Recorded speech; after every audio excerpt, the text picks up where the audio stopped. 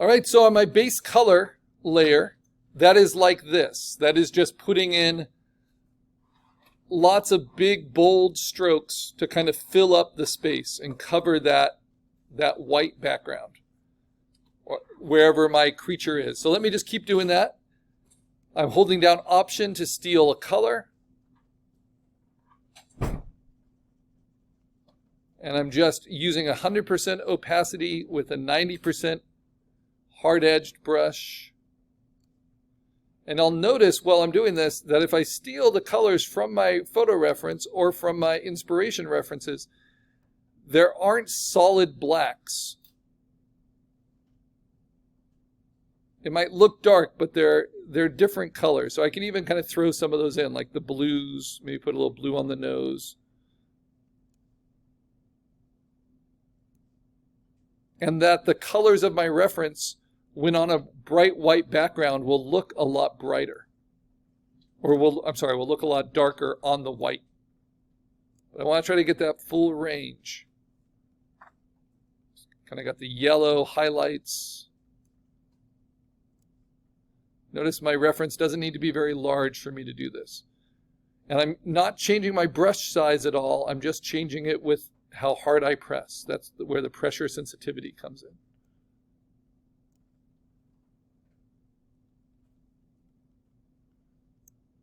Because this is just my base layer. So this looks like bright white, but when I paint it, it's kind of this creamy color. And it's good because even our creamiest or even our brightest colors shouldn't be 100% white. And our darkest dark shouldn't be 100% black.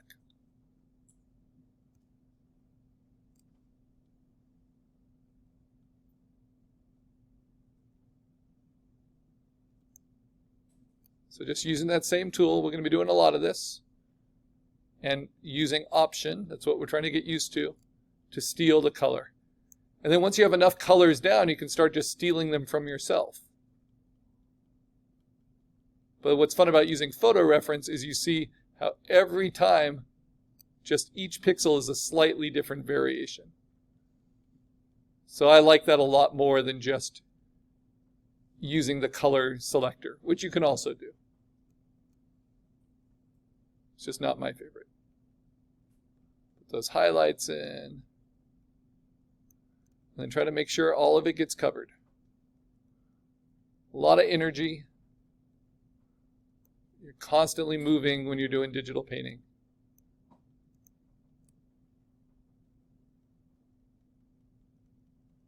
And you'll see that the direction of your brushstroke starts to make a big difference in describing it. And you'll get better with practice. It's going to be pretty frustrating at the beginning. So what I'm really just trying to do is get the overall shape down.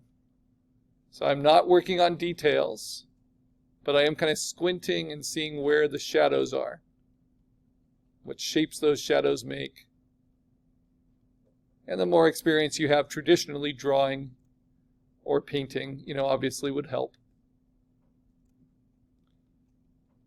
There are other methods we can use that I can show you called rotoscoping, but this is going to give it a lot more personnel.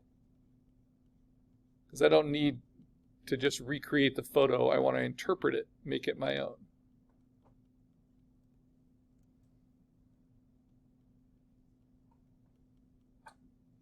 And his tail comes back like that. I might change the position of the tail a little bit so it doesn't look so arbitrary.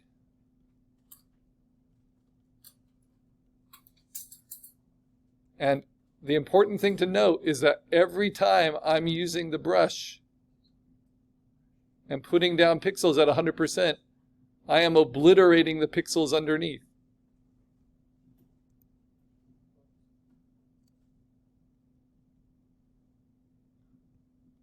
So there is no need to use the eraser or the lasso because I just change it as I paint. And if I want to paint like a smaller amount, I just don't push as hard.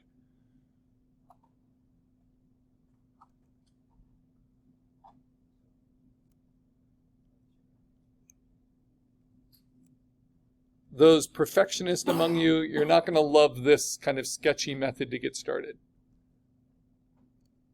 But it is one very valuable skill and approach. It's especially used by concept artists to try to get kind of new ideas. And I've got that blue in there. Let's see if I can get some other kind of unusual color choices in there. I'll get some pinks.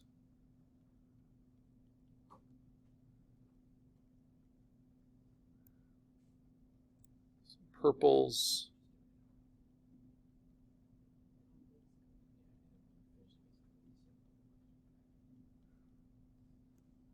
Yeah, so the base color, as messy as it can be, you just want to fill up all the space. Now, because I'm doing a Muppet puppet, it's pretty forgiving. If I'm doing a portrait of a person, that's kind of the least forgiving, right, where things line up. But I don't want you to worry about it too much. You just want to get everything filled in. I'm doing a portrait in the other course section. And you could always reference those videos as well. But it's the same process. And this is sometimes called speed painting because you're just putting something down really quickly. But just like flatting or flat color is the first step for any digital coloring, you need to kind of prime your surface in digital painting. You need to get something down to get started. And that's what we're doing.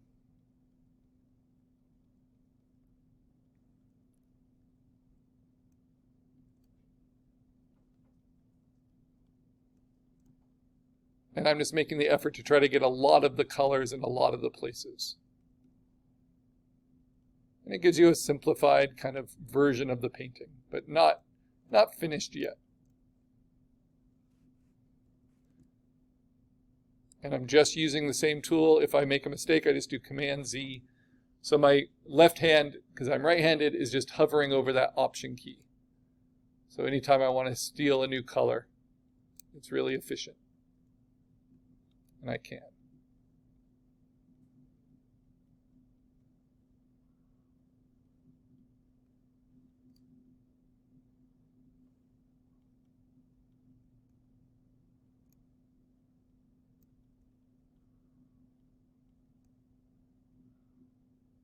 All right. So I said there was another method to get started. So that is mostly all covered, right? There's like little tiny gaps in there that I can still fill. I'm getting a sense of the base value range of lights and darks and where there are opportunities for color. And I'm even throwing a few unusual colors in there. Let's see, let's throw this green in there too, because those will be helpful later. And because my brush is pressure sensitive, I have the smoothing at 10%, which is very little, so it doesn't slow down my brush too much. Because this isn't digital inking. It doesn't matter if you're perfectly smooth or not. It matters if you can just get it covered. Okay, so that's my base paint layer. Now, I get to, oh, I missed the shadow under the ear here. Now I get to play with that, but I'm going to return to that in a little bit. So I'm going to lock it, and I'm going to turn it off for now. And now I'm going to show you the other method that you can start with, which would go behind your base color. And this is an optional sketch layer.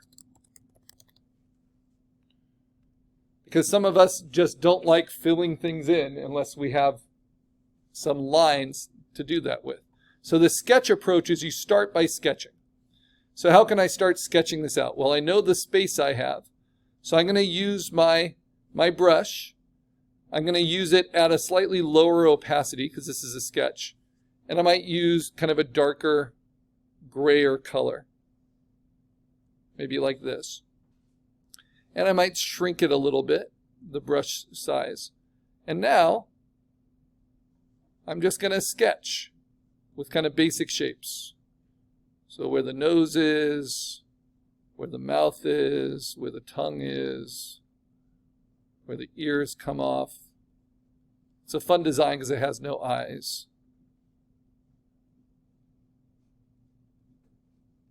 And I kind of squint and find those big shapes for the arm.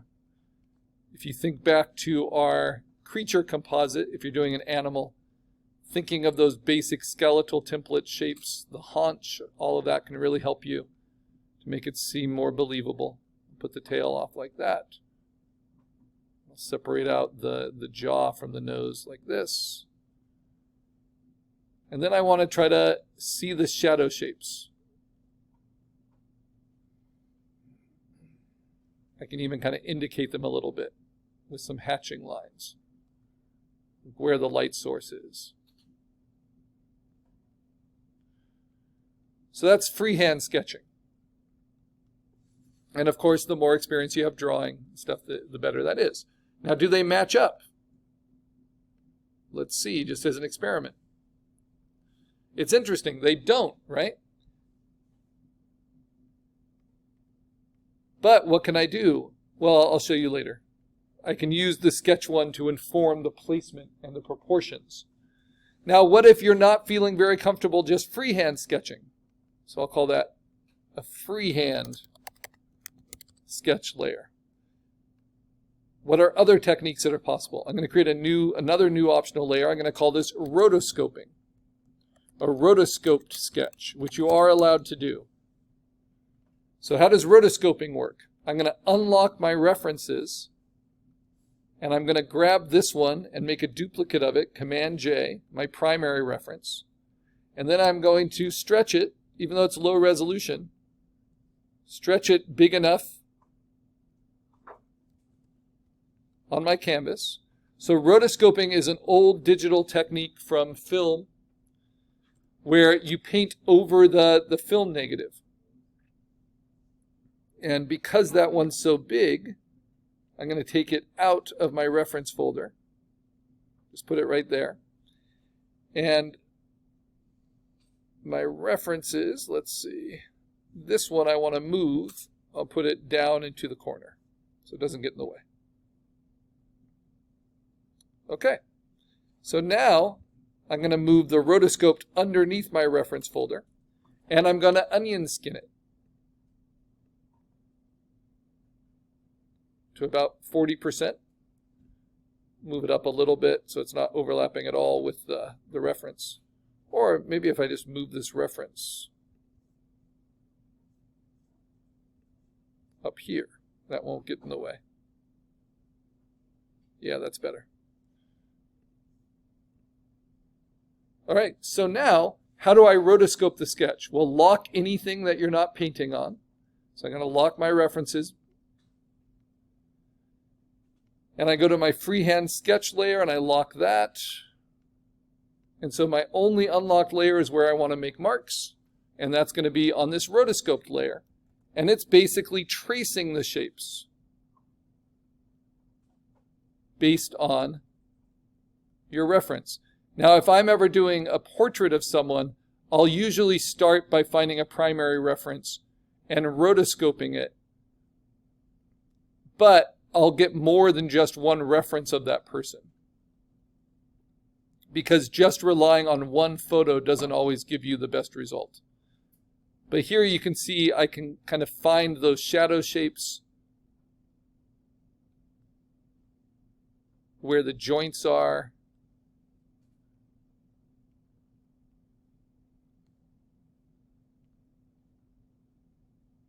And it gets you to really acknowledge and interrogate your reference a little bit. And because I have to do an animal from head to toe, right? Sometimes the photo is cut off, so I need to extend it a little bit. And I'm going to move the tail just down a little. It doesn't mean you have to be a slave to your reference. Okay, so now those are more proportional. Kind of shows me where the shadows are.